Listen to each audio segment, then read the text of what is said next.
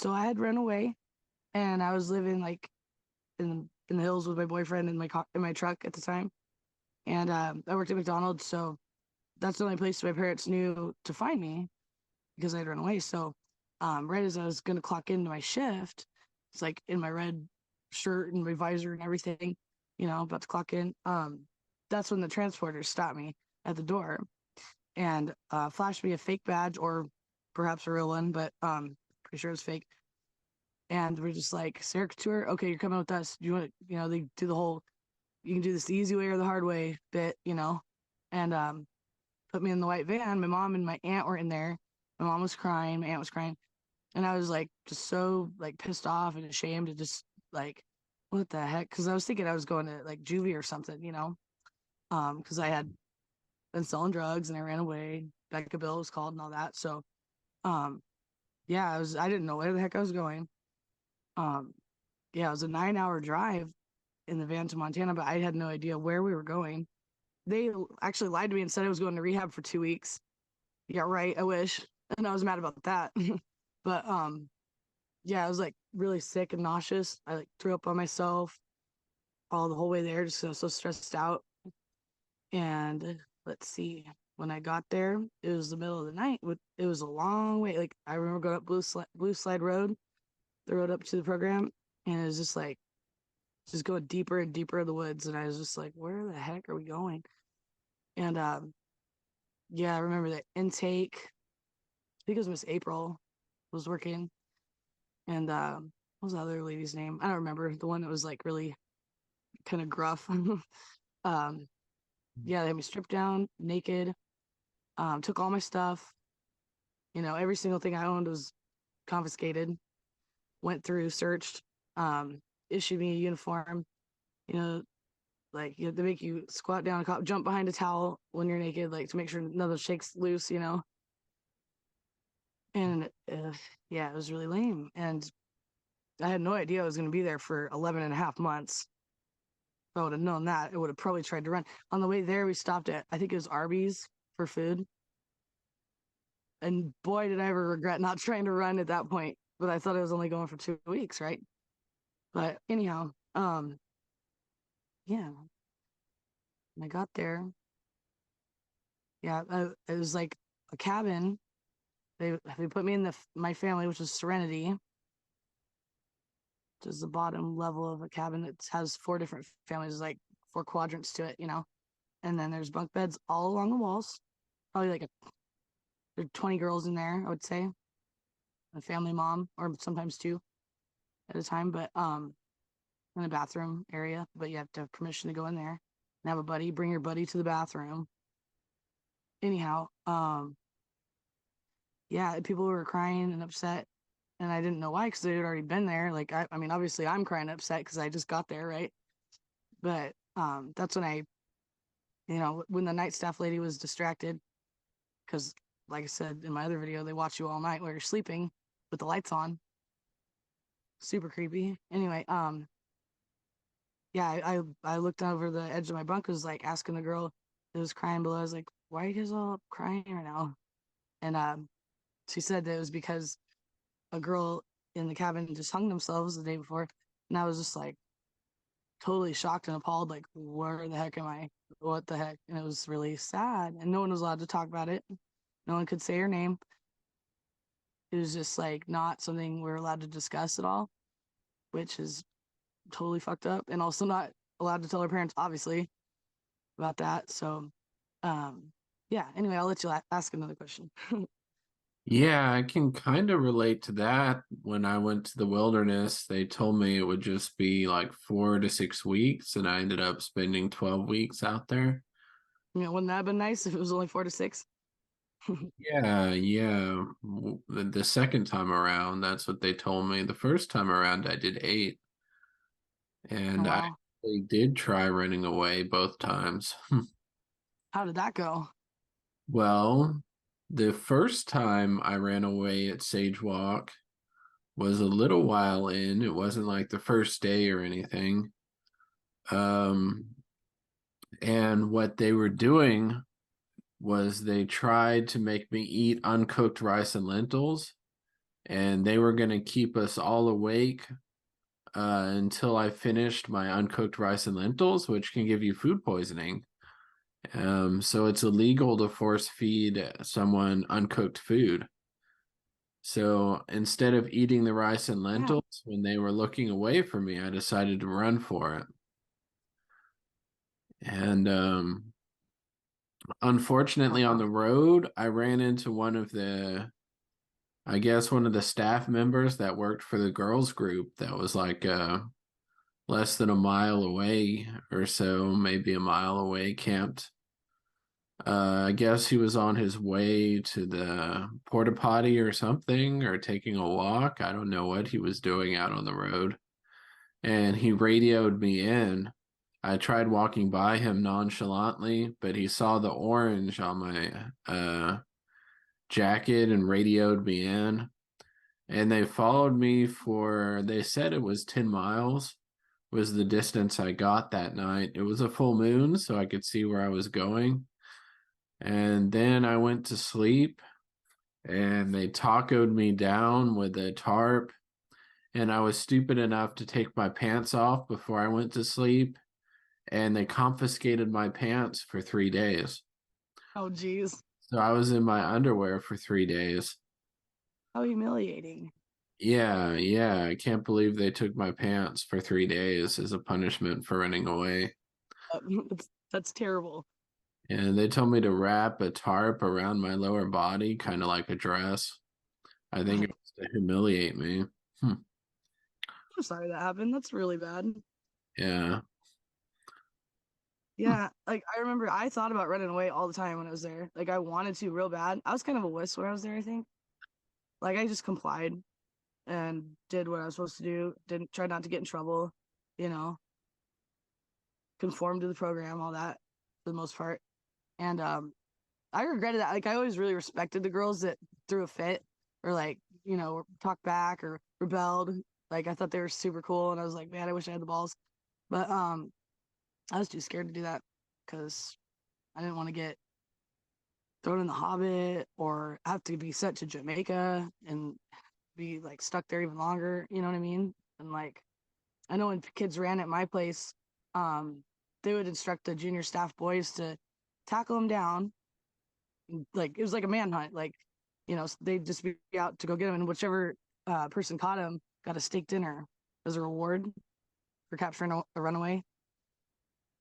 Uh, And where was there to run? It's like it was out of the middle of nowhere, and like the closest house I think belonged to one of the staff or like the director, I think, his house. And then everybody in town knows the uniform. Like we'd have maroon sweatshirts, khaki pants, these green jackets, and like white polo shirts. Is what our uniform looked like. uh, And yeah, so you still got like a sore thumb, so they're gonna know where he came from. And obviously, if you watch that one documentary that they have on Spring Creek, it paid off the police clearly, so they were helping him out and stuff. So it's not like you could get help that way. So it's kind of futile, pretty much. But yeah. Hmm. I wanted the few minutes of freedom anyway, I guess. hmm, yeah, that would have been cool. Yeah. Yeah, because when you're stuck there, you're so oppressed, and so it's like every movement you make, you can't, you're not allowed to talk, you're not allowed to make facial expressions, you're not allowed to move, like, you know, do whatever. You don't have any freedom at all. Like people don't get that when you're in a program. You're fucked. Like you're held captive against your will. People just assume that because it's America, and they say, "Oh, land of the free," all that. Um, they just assume that you have rights and they're going to treat you with respect and that they're going to be doing things in a proper way that's legitimate. You know what I'm saying? But they don't realize people who haven't been to a program or a wilderness camp or anything like that don't realize that this stuff goes on in America, and it's, in my opinion, imposed from the top, like from the government, because otherwise they would have shut them down by now. Don't you think? With all Yeah. the abuses and I all the think allegations and all that. the program I went to in Oregon, Mm-hmm. both of them did get shut down. Hmm. Yeah, mine got shut down. I think like a year after I got out. So I was there from 2005 till 2006. And I think they got shut down in 2008, and there was a riot, I guess. Huh.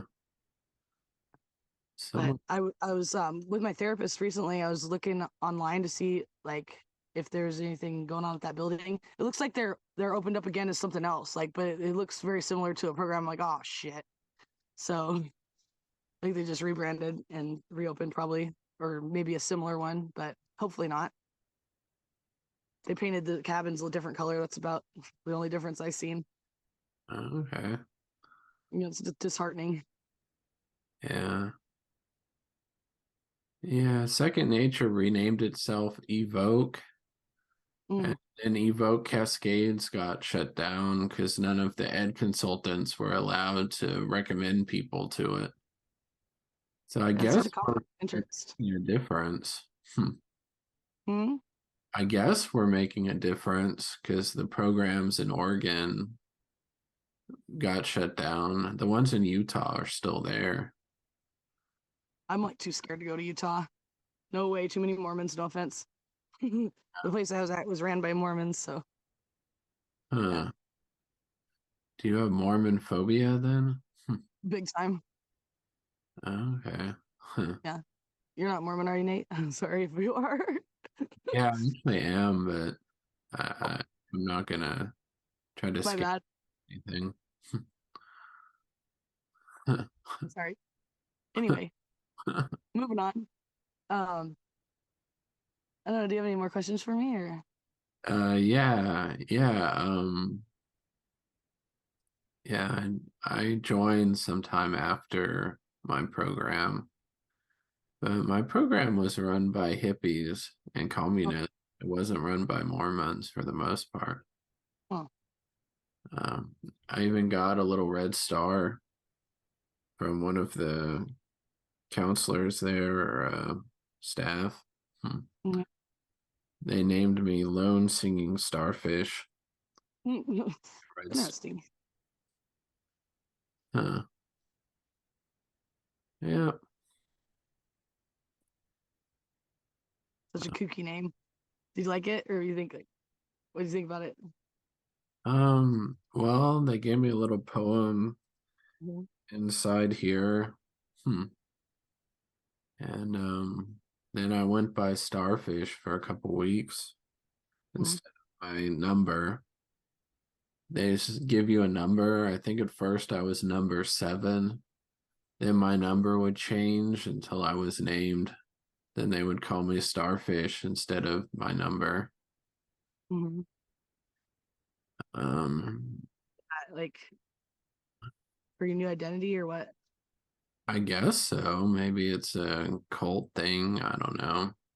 Yeah. Like your initiate or whatever. Yeah. Hmm.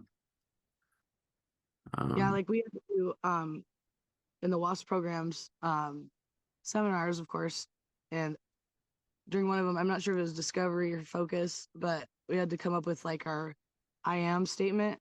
So remember I am a brave, ambitious, pretty, and free young woman. Not that I was any of those in the program, but what I wanted to be.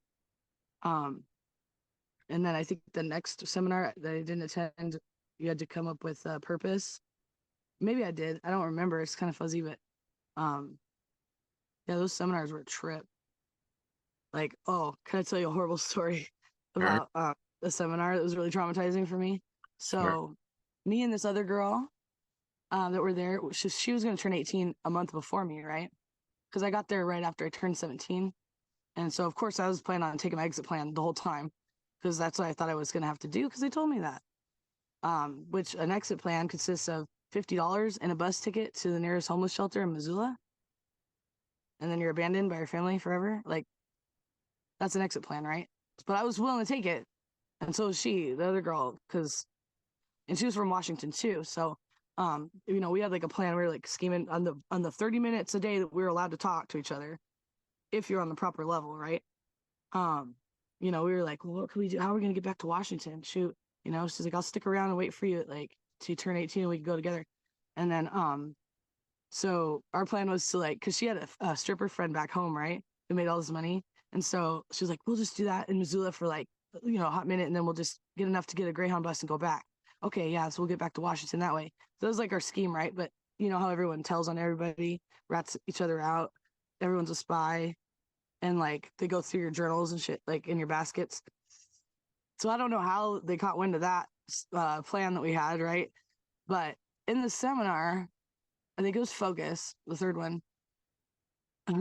So like in front of like I don't know how many people were there, probably 200, like 100, at least 100 people, like boys that we weren't allowed to talk to before that for months and months. You know, everybody. This facilitator guy comes up.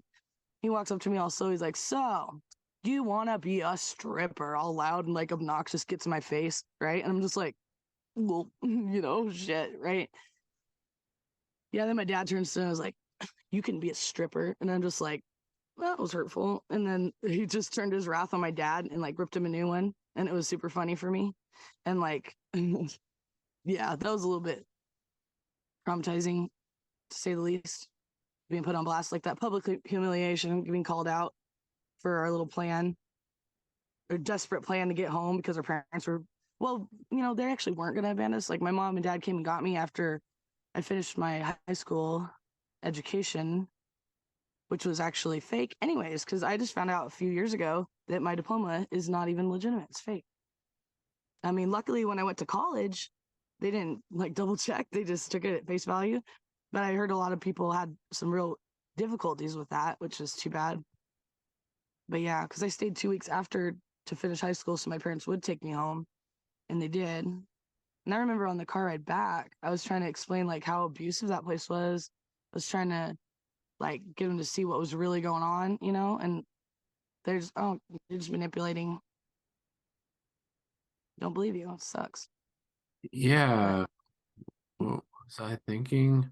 There was a dude out there who actually ran away from his military school and lived with a homeless dude, and he would collect bottles for money to pay for drugs with the homeless dude. And mm-hmm. then a stripper picked him up and he got to live with a stripper even though he was only 15. That's funny. Yeah, it's a funny story. Yeah, that is funny. They found him eventually and sent him to the wilderness program. Mm-hmm. But I guess he got lucky and got to live with the stripper while he ran away. That's funny. Yeah. It's a good story to tell. Yep.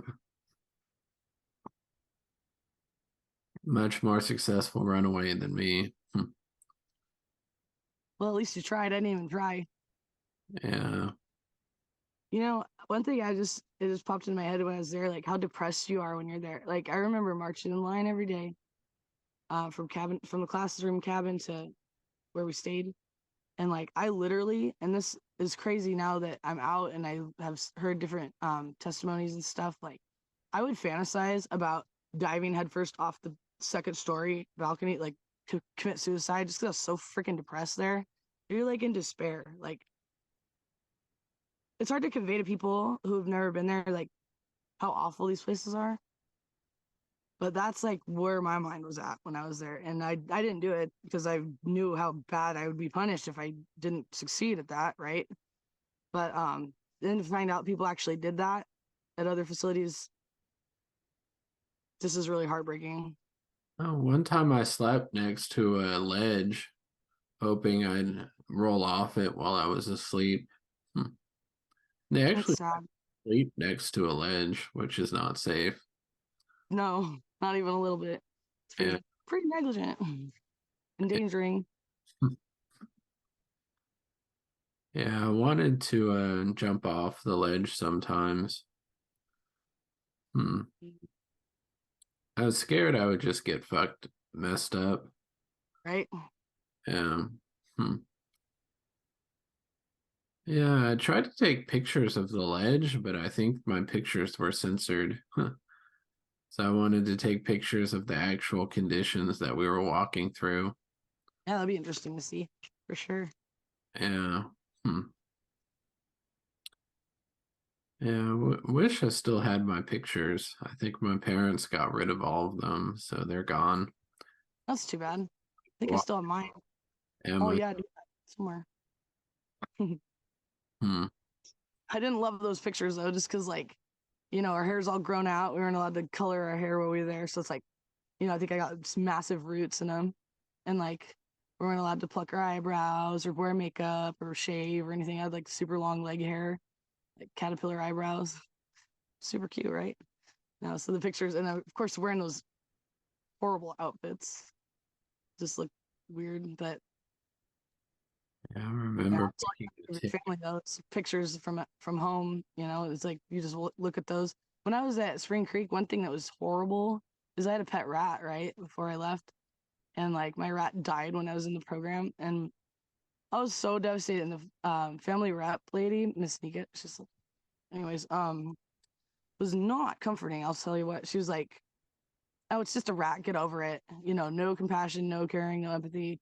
Just suck it up, Buttercup." And my mom, she had sent, she had made one of those pillowcases that had a picture of my rat on it. So it was like almost torturous to just go to bed, like hold my pillow of my rat, my dead rat picture. Oh my god, it was horrible. That was one of the worst things about the program, I'd say, that happened for me. Hmm. Was my pet died. Hmm. Yeah, I You're have not even felt, allowed to talk to your friends from home at all. Like not even one letter. I think maybe I got one letter. That's it. I don't think anything else. uh, my parents just lied to everyone and told them I was at Outward Bound, which was a 2-week program. Really? One of my friends was like, "Why are you gone for 8 weeks? Your parents said you were at Outward Bound, and that's a 2-week program." Yeah. I told him the truth. I was at Sage Walk, Mm-hmm. and it sucked really bad. But All my yeah, friends super skinny, were. like malnourished, not fed, like overhiked, excessive exercise. Yeah, I mean, my arm was the size of my wrist, and I was in really good shape. I did martial arts all the time and took creatine and stuff. So I was jacked before I got out there.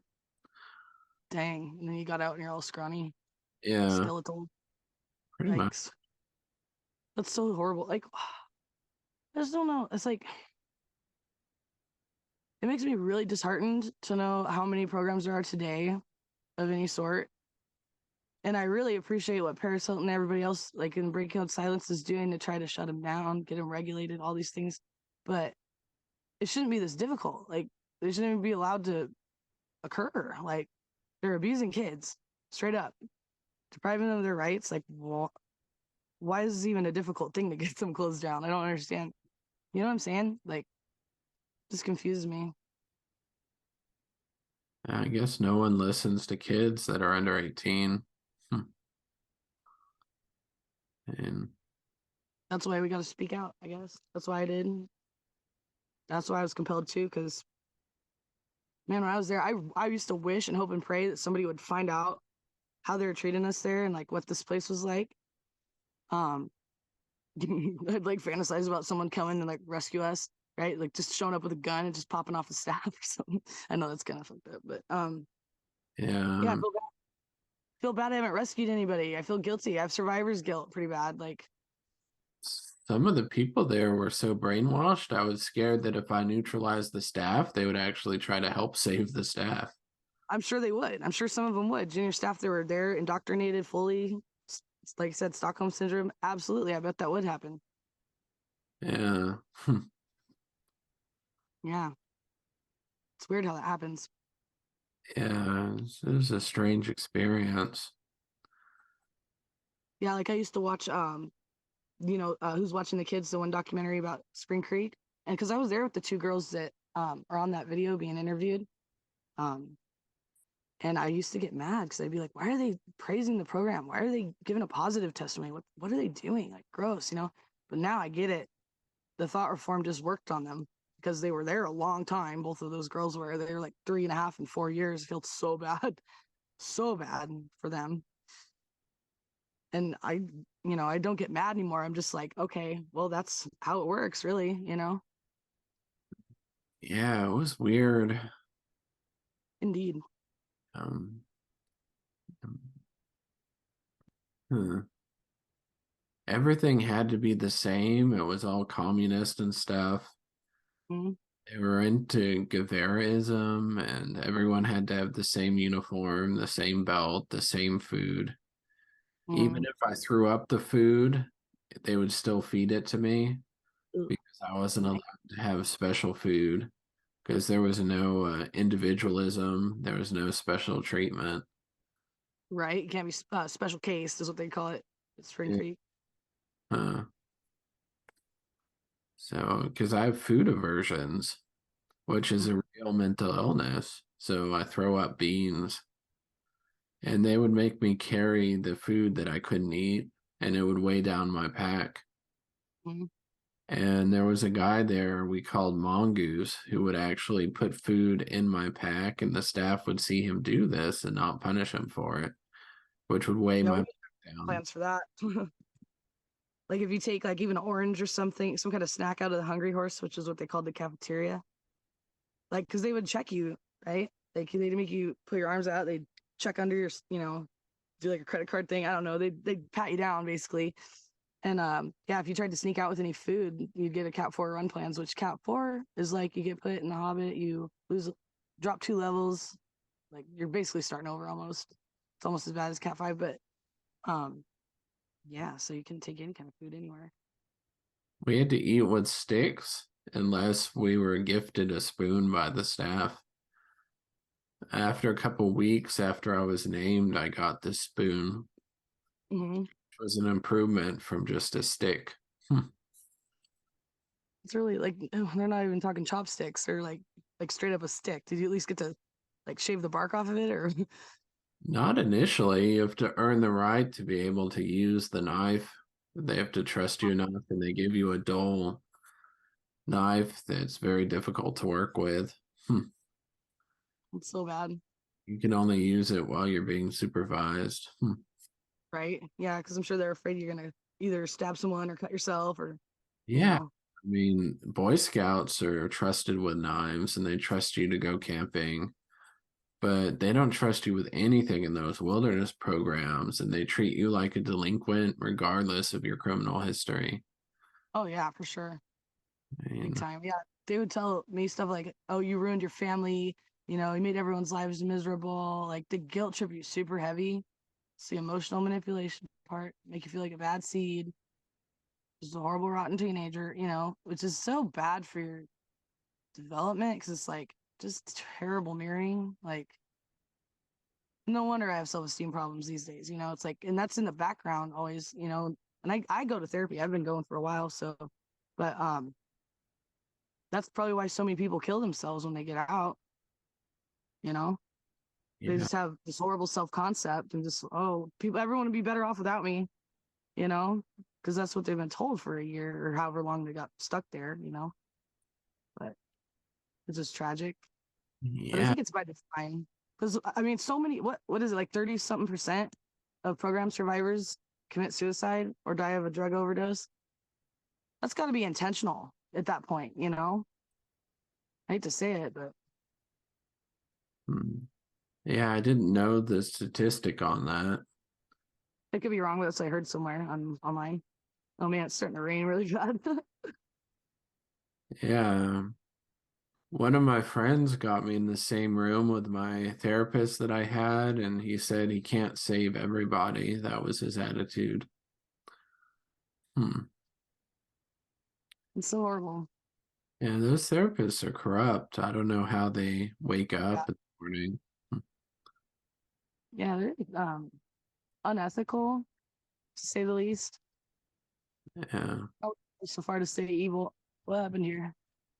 Is this still on? I'm still connected. Can you see me? Not anymore. Hold on. Yeah, okay, okay. That was weird. I don't know what happened. Okay, is everything back to normal? Yes, it is. Thanks. Okay. I mean, I just see a therapist once or twice a week for like 30 minutes to an hour or something. Yeah. The therapist Did they was trouble paid. teen industry at all? Like, did you have to educate them or did they already know or have an idea what it was like? uh, well, when I was in the wilderness, we saw a therapist Mhm. because it was called wilderness therapy, but it didn't help. he would just listen to us and not give a crap about what we were doing out there. And he would just make it worse. Yeah, that's not therapy at all. Yeah. It's egregious that they call it wilderness therapy or a therapeutic boarding school or whatever. It's like that's the complete polar opposite of what it is for real. You Yeah. know, Huh. I remember at Spring Creek. Some people their parents paid extra to go see a therapist. Mine didn't. I just went to the shitty group that we had every day. With the family rep, the unqualified, um, sadistic lady that would basically just want to make us cry. But yeah. And then afterward, I know a lot of people get really afraid to even seek out therapy afterward because they've been so traumatized by what was called therapy program. But no, like most of my therapists post program, they don't have a clue about the troubled teen industry. I had to tell them about it. And I don't know if they quite grasp like the injustice of it. But except for my one that I have now, she's really cool. She's heard of it. She understood. Like she was like, "Oh man, okay," she knew it was up. But and she's helpful. But it's hard. They like most therapists, I think, don't understand about cult indoctrination or mind control about any of that kind of stuff. So, and then they probably, I don't know. Maybe I just get self conscious. I think I sound kooky when I'm trying to tell them about it. They're just like, trying to follow along. But Yeah, I don't know why therapists would recommend a wilderness program. kickbacks, greediness, Yeah. abhorrent. Huh. I know it's like it kind of changes your worldview after you get out of a program because beforehand it's like I just assume most people are good, most people are fair, most people are um, rule abiding, like law abiding people, or have your best interest at heart, right? They're not out to just fuck you over, and they're not sadists. But when you get out of a program, I feel like that kind of gets twisted a little bit. Like I don't know, I definitely had a lot less trust in people and like had a more pessimistic view of the world and society, like not as naive or optimistic. Does that make sense? Yeah, a lot of people there were sociopaths in the Oh, staff sure. and the students. Absolutely. Yeah. Yeah. It was like a big sociopath party. Yeah. Yeah. Absolutely. I agree with that. Huh. Yeah. And that really is a difficult condition to treat. Um, Yeah. hmm, yeah. Hmm.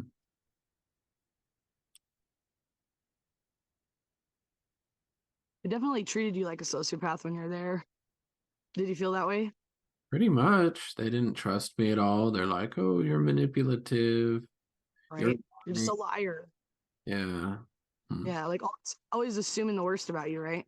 And they always assume you're a sociopath before they even meet you. It's pretty horrible. It's so horrible. Like I felt very unseen, correct, or misunderstood there for sure. Um, and like the stories they tell my parents and stuff, like about the kind of kid I was and this and that. It's like you just get so smeared, like just slanderized. And Huh. like nobody's got your back, nobody understands you, nobody knows who you really are. Like it's not a good feeling. It's terrible. Yeah. Hmm. There, do you have any stories of people that were there that have interesting backstories? Let me think. I was just talking on the phone to one of my best friend that was there, Callie. She was from Canada, right? I don't know. Her backstory is pretty regular, I guess. But one time, here's one. Okay, so there's this one girl there, Trisha, and like her parents came to do like a tour, and I just remember when they showed up, we were in the classroom, right? And and I knew that they're from Ocean Shores, right, which is close to where I'm from, Washington too. And I wanted so bad to tell them, like, when they were walking through, what the place was really like how shitty they were to us and stuff like that. But they had told us before they even let them in, anyone who says a word, like, you're gonna go straight to intervention. So like they made us too afraid to be honest with them, and we had to like make everything look real good right before they got there and stuff. And I remember they were saying something like, "Oh, you guys are so lucky that your parents sent you here." And I just got like, I was like burning up inside, just going, like mad as hell that they would say something, but they didn't know. Like, they were being misled, they were being tricked. So it's not their fault, but it sucks not to be able to say something, have just the lies we believed, and yeah, it was Uh, infuriating at the time. Stage Walk was being investigated by a government person and Hmm. showed him our food. And I was scared to tell him we were starving because the staff were monitoring me. Hmm. I requested some new food with meat in it and Hmm. gave us this nasty like chicken vegetable soup that barely had any chicken chunks in it. Hmm. Right. And I actually ended up, that was like the last day I was at Sage Walk. I ended up throwing it all up. And then they kept force feeding me the chicken soup and I kept throwing it up. And I was like, thank God I'm getting out of here tomorrow, you know? Yeah, just Thank like, this is the last time I have to eat my own puke. Right. Yeah. Hmm. That's horrible. It's funny, the first day I got there, the first meal I had at Spring Creek was biscuits and gravy, right? And I threw it up in the trash can. Luckily they didn't make me eat it or nothing, but just went hungry. But anyway, and that ended up being like one of my favorite meals. Like, after a while you get so used to disgusting, worse than jail food, that like you look forward to pizza boats, you look forward to like oatmeal, or what else do they have? They always had peanut butter and jellies too. It's just how weird, like, you get accustomed to disgusting. I got hooked on granola. Really?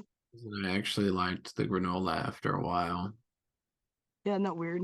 And So you hated it at first. It was putrid and vile when you first get there, and then after a while, it's like you look forward to it. So sad. pretty much. Yeah. What else do you got to look forward to when you're in a program besides getting out? Yeah. Huh. Hmm. They always made us do a unified game, right? Then for PE, fitness, whatever. And I hated it so bad because, like, it's always, you never get to do anything independently because you're always, having to do everything as a unit, you know. But I just would be so annoyed by that. Like, you guys have to pick a unified game. Huh. Yeah. It sucks when you have to bite your tongue so much about so many injustices, like, just all the different bullshit rules and all the different, like, you know, things that they do that are unfair and oppressive and violating human rights. And you just have to bite your tongue and not say a word about it. It's Hmm. like, I don't know. For me, I think I have a lot of pent up aggression about that, not being able to speak my mind for a long time. But that's why I like breaking code silence and all that, and people speaking out and telling the truth about it. But, and I do it too much. Like, I think that I probably annoy my friends a little bit. I don't know if anybody else experiences this, but like, I feel like I have to show people like videos about it or tell them, and like, most people are nice and polite for a little bit about it, and then after a while they're just like, okay, can we talk about something else? Because it's like, I don't know, I guess I just have a really strong urge to inform people, so that they understand like what's going on in our country with these places. Like, it's not okay at all. And I feel like a lot of times if it didn't happen to somebody, like, they're less inclined to really give a shit. But like, that's why I like the survivors community, because they were there. But I don't know. Have you ever had anybody, like, when you told them about it, what happened, like, respond in a way that was really invalidating or unsensitive to your plight, your trauma, and all that? Like, Uh, have people ever responded inappropriately when you tell them? I've talked to other people that have been to Provo Canyon and Island View and stuff like that. Hmm. Island View's not there anymore. Somehow Provo's still in business. You know, that's where Robert Litchfield got his start, isn't it? That's where he used to work before he started WASP. That's the guy that ran Spring Creek and all the ones that like I went to. Hmm. Yeah. Hmm. Yeah, I've talked to other people that have been through wilderness programs. Hmm. Um, hmm. The scariest part is I get comments from people that say it helped them sometimes. Doesn't that frustrate you? Yeah. It frustrates the fuck out of me. Like I'm just like, do you not remember? Like, what, are you okay? You're feeling all right? You know, like, but no, that's the brainwashing. That's what it does, and it's so confusing. Yeah. I think Um, it depends on if you were there, maybe, or like what your circumstance was. I guess I don't know. well, I got an interesting story about a guy that was out there. What There is it? clean cut guy who I guess, if I remember correctly, came from a Mormon family. I didn't. And he actually had the craziest backstory. He smoked a bunch of pot and he would like speed on the highways at like 100 miles an hour. And him and maybe some of his friends broke into a state trooper's house and stole guns and What? in a barn. That's pretty ballsy. That's crazy. Yeah, he didn't even use the guns. He didn't know how to shoot guns. He just stole them and stashed them. I mean, that's pretty blatant. That reminds me of a response somebody gave me once when I was telling them about all the abusiveness at these programs, and they're like, "Well, you know, you were pretty bad before the program, like as if I deserve to be treated that way or deserve to be abused." Some inappropriate things people have said to me. I was like, "Oh well, if it was me that was there, well, I would have ran away, or I would have just told them no, or I would have like they'll say like what they would have done if they were in that situation, but they don't know. They weren't in that situation. You know, they don't get it. But yeah, Yeah. I don't know. I think I kind of want to do a video on like how to respond when you have a friend that's been in a program because I don't know when people do that, it's really just makes you feel alone and isolated and misunderstood and or blamed sometimes, you know, for your own I lack. talked to someone who went to Provo. I wasn't in the program with him. He's a Mm-hmm. bit older than us. Yeah. He told me they would tie him down and shoot him up with medicine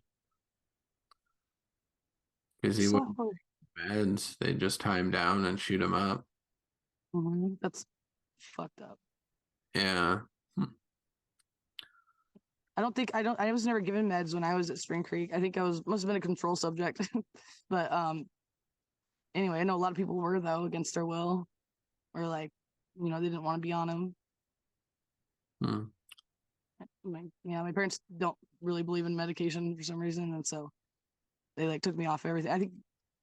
I don't even think they gave me my birth control pill. They might have.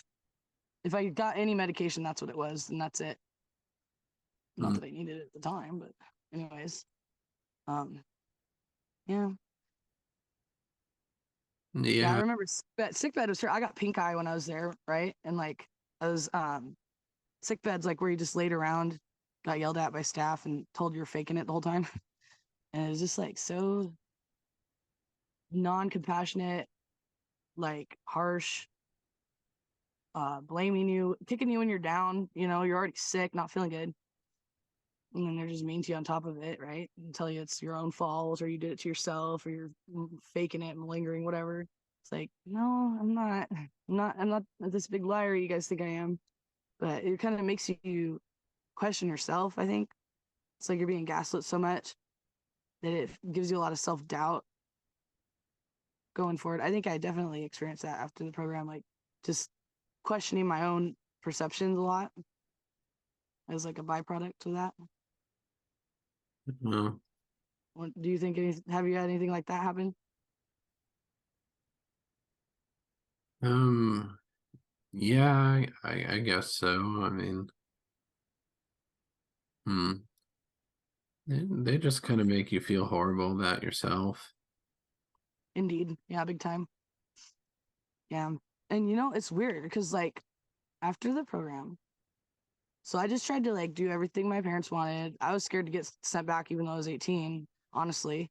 Because like, I didn't even think a place like that would exist, be allowed to operate in this country, but lo and behold, they are. So, you know, what would make me think that I was safe just because I turned 18, So I was just terrified to even get in trouble. I was afraid to get sent away again. So um yeah, I just tried really hard to like make my parents happy and be this person that they wanted me to be. Because I've kind of felt like, they kind of always wanted me to be different than I was. I was always kind of oddball of the family, like kind of I was a round peg, they're trying to stuff me, no, a square peg, they're trying to shove me in a round hole, shaving my corners off and stuff. So I don't know, this whole trying to change my personality thing. And I did. I had a way different personality right after the program for about 12 years. It was really conformist, really superficial, people pleaser. Oh, massive people pleaser, like very yeah, like conformist. Anyway, but I totally kind of had amnesia a little bit about the program too. Like, cause I could tell you I was there in my words. Like I could say, oh yeah, I went to bad girl school when I was a teenager, 17. But I didn't have any like images in my memory or like emotional memory. And then when I read Help at Any Cost by Maya Salvitz, right? Which I love that book. And she's awesome, one of my heroes. Okay. So when I was reading the chapter about the WASP programs, the can of worms cracked open and a bunch of memories came flooding back in. I had a flashback. I thought it was there. It was really freaking scary, actually. And this is probably about 5 years ago or something, like 12 years after the program. And yeah, an emergency therapist appointment. But and ever since then, I kind of feel like that personality that I was living out of kind of fell away. It pops in every now and then, but um, yeah, I'm more like the personality that I originally had before the program. I think kind of got reanimated or whatever. Like my 17-year-old, I feel like I had a regression or something like that. I know it sounds kind of wacky, but yeah, no, I've been diagnosed with DID and stuff. So, and then like some people had said in other videos, like intentionally inducing a dissociative disorder. Hmm. Well, it appears to be the case. I don't know. What do you think about any of that stuff? I kind of miss who I was too. I used to wake Yeah. up in the morning and be excited about it and know what I wanted to do during the day. And I got real angry for a long time. Uh-huh. On a bunch of meds that sedate me, so hmm, now I'm sedated most of the time. Right. Hmm. Yeah. It's, people want to be in control, right? Everyone fall in line. My parents are all, well, I have like a dad, another biological dad, and then my mom. And they're all Navy. I find that to be interesting because I think a lot of program kids are children of military parents. Are yours at all? No, No. oh, Hmm. hmm. Yeah. Were your parents controlling at all, or like were they overly like strict when you were growing up, or no? In some ways, maybe. I mean, Mine totally were. hmm, Yeah. my, I don't know. I want to diss my parents too bad, but they It's were, mine all. hmm, Anyway, no, you're good. yeah. I mean, they were alcoholics. My dad was gone most of the time because he was an investment banker, so he would be overseas. And my mother would lock herself in the room and drink all day sometimes and leave me at school and stuff. So massively neglected. Yeah. Yeah. And I think with these programs too, another thing to think about is like I think parents who didn't really want to face their mistakes in child rearing, like it appealed to them because it just blamed everything on the kid. Like it said, like, oh, it's your it's all their fault. They just would scapegoat you basically and make you the bad guy, really. Like paint you out to be this bad seed and blame you for all the problems in the family. And I think that it sat well with unaccountable parents. You know what I'm saying? Does that make sense? The story was comforting to them. Like, oh, it wasn't my fault. They're just a bad kid, you know? Yeah, I mean, I was raised by other people, Oh, really? parents a lot, just mostly. I mean, I had Mm-hmm. tutors and martial art instructors and stuff. Hmm. Mm-hmm. Yeah, I Uh, was always at my best friend's house. Like, her mom was like my second mom. Like, I tried to just assimilate into that family. yeah, I used to hang out at my friend's house across the street a lot too. Really? Yeah, Yeah, I just didn't like being monitored all the time, having my journals read at home or my door taken off the hinges and like yeah, not allowed to go to park. Just too much control. Like when you're a teenager, you should be able to have a little bit more freedom, I think. Not that I made the best choices, but everyone makes mistakes, right? That's how you learn, that's how you grow. Trial and error. Everything's just a experiment. I was pissed I couldn't have a car when I was 16 because my parents weren't able to drive me anywhere because my mother was too drunk. Oh, I'm sorry. So you're like stuck at home, isolated from your peers and your friends at school, Mhm. unable to do all the other stuff that all the other kids can do. Yeah, And I'd it's borrow difficult. uh, either my parents or my sister's car Mm-hmm. sometimes, but yeah, I didn't want to get sent to boarding school. I wanted to have the freedom to drive wherever I needed to go. Mm-hmm. But Right. by the time I was 17, I had a car. 16 was a real long year. It sucked Mm-hmm. real bad. Yeah, makes sense. um, yeah, Yeah, I just wanted to be independent so bad. Like I would like want to get emancipated or yeah, just move out. Like I got a job really early. As soon as I could get a job, I did. So I could have my own money and abilities to do my own thing. Really, but yeah. I wanted to get emancipated too, but I didn't really have a way of getting a good job. like I But said, I worked at McDonald's, which was pretty fun, but you know, yeah, I didn't mean, pay that when I dropped out of boarding school, my dad wanted me to go to the local public school as a punishment. And as a the punishment. argument was that I wouldn't be able to drive. I had to ride my bike there. After a couple weeks of that, I dropped out. Then I refused to go to Woodhull or any of the other crappy boarding schools, so I got sent to the wilderness instead. Then I ended up going to Woodhull anyway. So I guess compared to the wilderness, Woodhull was good. I just did another video on Woodhull. I have two videos on Woodhull. Yeah, it was interesting. It was like a weird school. Yeah, it was pretty bizarre. Yeah. And, it could be worse. There were worse schools than Woodhull, but as far Mhm. as the weirdness of the kids there, it was the weirdest one. Sounds like it. Yeah. Yeah, there are a lot of strange people there. Yeah. Um, and that's the thing, like the demographic of kids, feel like they get sent to programs. It's like you could have a whole mixture. You could have straight up psychopath kids, right? Like violent, aggressive, sexually predatory, like real fucked up kids, I hate to say, mixed in with like totally normal kids that tried pot once or something, Yeah, and their parents freaked out because they're super religious or whatever, and like I don't think that's very good for or conducive because I mean, what you're gonna, I mean, if they're actually like a legitimate, place that's trying to be helpful, which I don't think they are at all, um, you wouldn't just mix those, like, you wouldn't just throw them all together. You would have it be specialized for people with a certain diagnosis or with a certain problem. Like they'd be amongst their, similar people with the same kind of problems, not just all blended together. You know.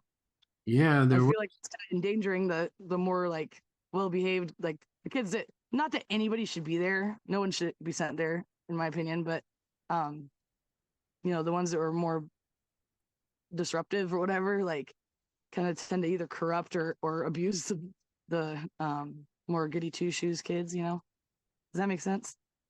Yeah, it does. They mix us all together and they all Hmm. treated us equally poorly for the most part. I mean, Yeah. there were some people that did some legitimately bad stuff in the wilderness. Yeah, for sure.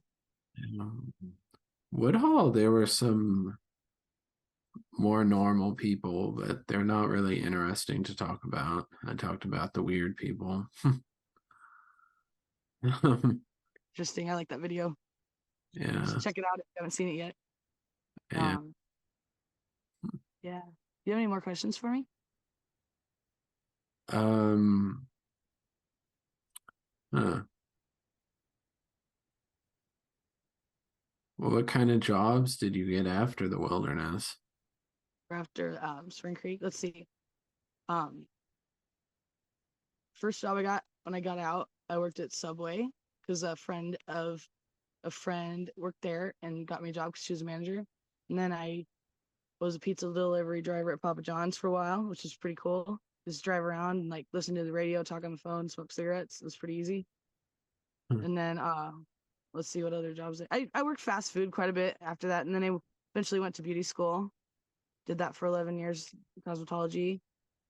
And more recently I was a peer counselor for 6 months for mental health, behavioral health place, right? And then now it's here. And then I'm not working right now, but um, what was I gonna say? One thing, oh yeah, just remembered this too. I was at Spring Creek. I was labor trafficked. Like I remember we had to do volunteer work at this candle company, which was so freaking boring. Like it was literally taking a wick, peeling off the sticker, sticking it in a glass jar, taking the glass jar, putting it in. It's like warehouse work, right? It was easy, monotonous, like just mind-numbingly boring, but it was better than being at the program facility. Like that's sad when like you being labor trafficked as a kid and made to work and do slave wages, like not get paid, is preferable to being at the facility. What does that tell you? Um, It's interesting how they can get away with that. yeah, I did an array of jobs at Woodhull. I did vacuuming, recycling, Hmm. dishwashing, table clearing, waitering. Um, Like, we had to do a ton of cleaning and stuff, like the cabin, the bathrooms, and then working in the kitchen too. Like they had us to doing all that kind of stuff all the time as we and the highest standards. Like man, you get a consequence for like missing a tiny little smudge or you know, um, if it wasn't perfect, if it wasn't satisfactory. Same with making your bed or folding your dirty clothes, even. hmm, It's the weirdest shit. huh. I still have nightmares like literally 10 years later. Like it's been probably a couple years now, but where I thought I was there. That's how traumatizing these places are. Like I would wake up and be all sweaty and panicked and like afraid. Like that happened as recently as like a couple years ago. But do you ever have nightmares about being at Sage Walk? Yeah, yeah, it's happened. Hmm,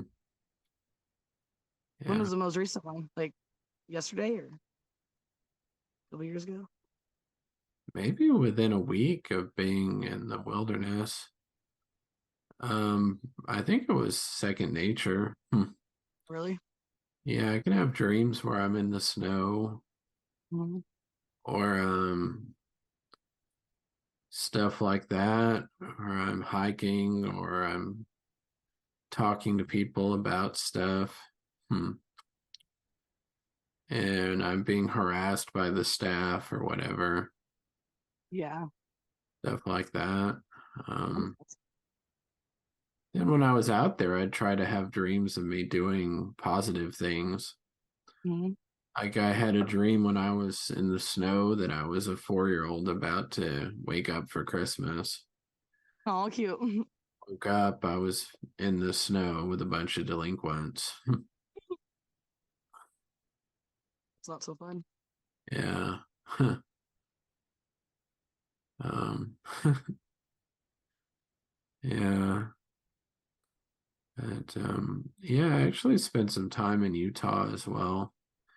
I did 8 weeks in Oregon when I was 16, and then I did 6 weeks in Utah when I was 17, and they transferred me to Oregon Hmm. for another 6 weeks. So I did 12 weeks total when I was 17. So that's about 6 months of my life spent outdoors. See, and it's funny because like I didn't go to a wilderness program at all. I just went straight to the facility of Spring Creek, right? And Yeah. I used to be jealous of those girls when they would come in from their wilderness program. And like I just remember one girl was trying to tell me, you don't want to go do that. Trust me. Like it sounds like it'd be cool, but it's not, it's like just like the brochures they give our parents and stuff, like, at Spring Creek, it's like they show kids riding horseback or uh going kayaking and stuff. We never did any of that shit. That's not realistic at all. Totally fake. But like I was kind of falling for this wilderness, like, oh, that looks like fun, going hiking, and I don't want to do that. They're like, no, you don't. No, you do not. Yeah, I actually walked in voluntarily because I Mhm. thought I was going to have constitutional rights and that they would treat us like humans. But yeah, when I mean you would assume that, right? Anybody would, but Yeah, no. I actually wasn't abducted. I walked in to Sage Walk and signed the papers and stuff. I had no idea I was signing myself over to Satan or whatever. Oh, poor thing. Sorry. Oh, they're so deceptive. So just blatantly liars. People like I just don't know how they haven't like been held accountable. I mean, I guess sometimes they get shut down or like they'll get a slap on the wrist maybe, but it's like Yeah, I don't know. I just think I try to get away with things like in today's age, like trying to like build a shed that's like just a little bit out of code and not stir up my ass about it. Yet these people can get away with like trafficking kids and freaking. It's just weird. So they pay them off. yeah. Well, Sage Walk got shut down for hiking someone to death in 2009. So sad. Yeah, it was ruled a homicide. It should be. Yeah. Hmm. It's horrendous. Hi, Mom. So sorry about that. Yeah. Sorry about that. Is my alarm? Okay. Sorry about that. There we go. All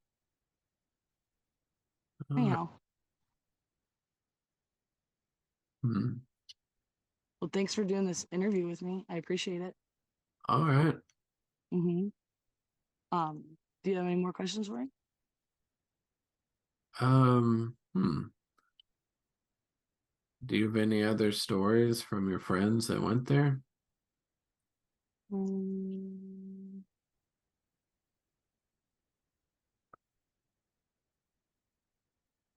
I was just thinking about Spirit Month, right? So like it was weird. I barely remember it because it happened like right after I got there.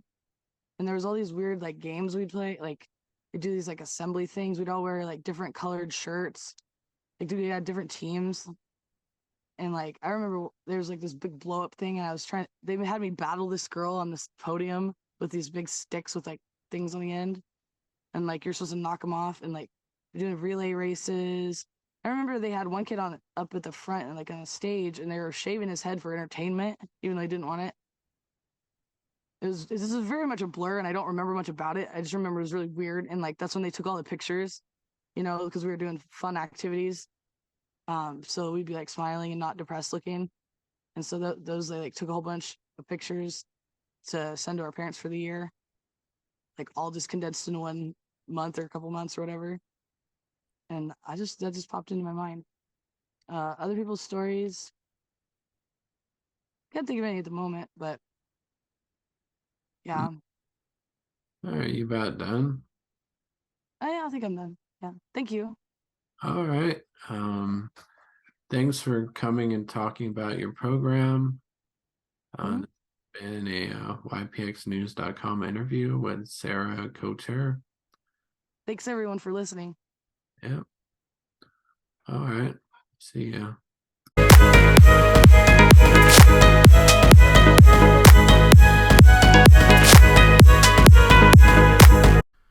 Thank you for watching this interview. Remember to like and subscribe and visit ypxnews.com.